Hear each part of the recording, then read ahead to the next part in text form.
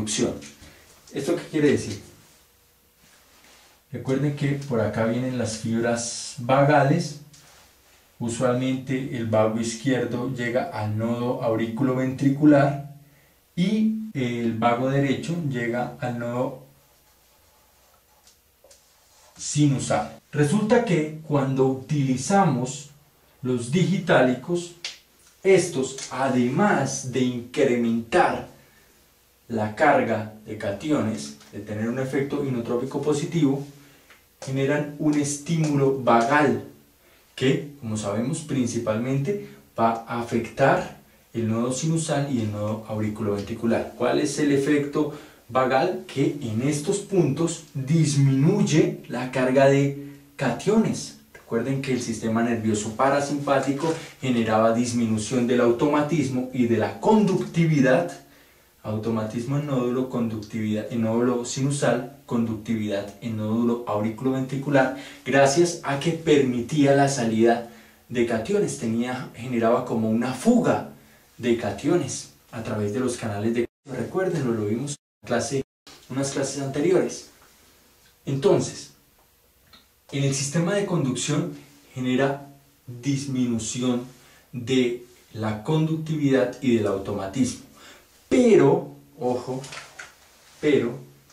al mismo tiempo, recuerden que estas células también cuentan con bombas sodio-potasio ATPasa, tal que, recuerdan la curva de despolarización del automatismo, se necesitaba pasar de menos 60 milivoltios, por ejemplo en el nodo sinusal, a alrededor de menos 40 milivoltios para alcanzar el umbral. Si tenemos bloqueada la bomba sodio-potasio ATPasa y de esta manera acumulamos protones, pues más rápidamente se va a alcanzar el umbral. Más rápidamente pasaremos de menos 60 a menos 40. ¿Qué estoy diciendo? Que se ha determinado, debido al efecto paradójico que tiene la digoxina, que puede generar taquiarritmias y también puede generar bradiarritmias. Taquiarritmias mediadas por este fenómeno, incremento de los cationes, y permitir la llegada o el alcance del umbral más rápidamente, el umbral de despolarización, y bradiarritmias debido a los estímulos vagales que genera. Fíjense, es tan particular el comportamiento de la digoxina que se ha utilizado, por ejemplo, en pacientes con flúter, con aleteo auricular. Estos pacientes con flúter pueden llegar con una frecuencia cardíaca, supongan, de 150.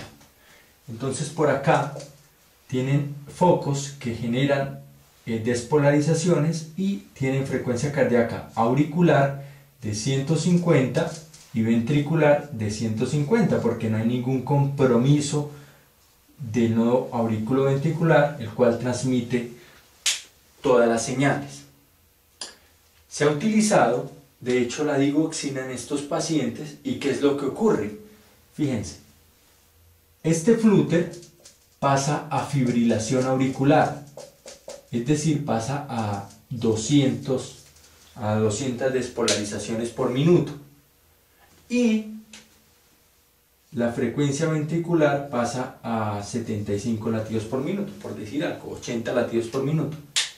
En este caso, generamos una complicación, nos llevamos al siguiente paso, la taquiarritmia, y acá, debido al estímulo parasimpático sobre el nodo sinusal, generamos un bloqueo ahí en la conducción, y a pesar de que desde acá se están enviando gran cantidad de estímulos, pues tenemos parasimpáticamente, por decirlo de alguna manera, bloqueado el nodo auriculoventricular, y mantenemos una frecuencia cardíaca ventricular, un número de contracciones en los ventrículos dentro de parámetros normales, que le da tiempo al corazón de generar el llenado diastólico y una adecuada contracción, es decir, un buen gasto cardíaco.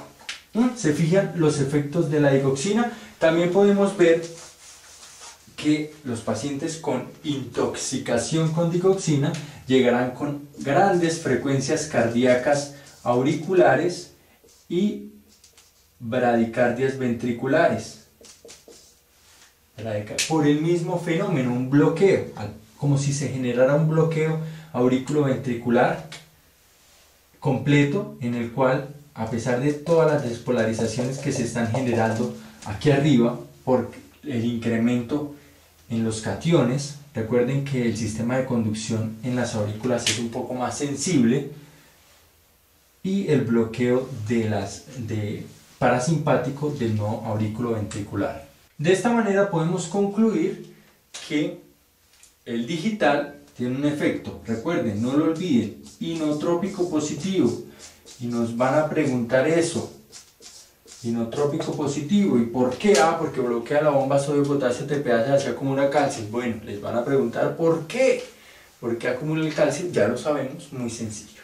Y también tiene un efecto antiarrítmico. Paradójicamente tiene un efecto antiarrítmico en situaciones como las que he descrito.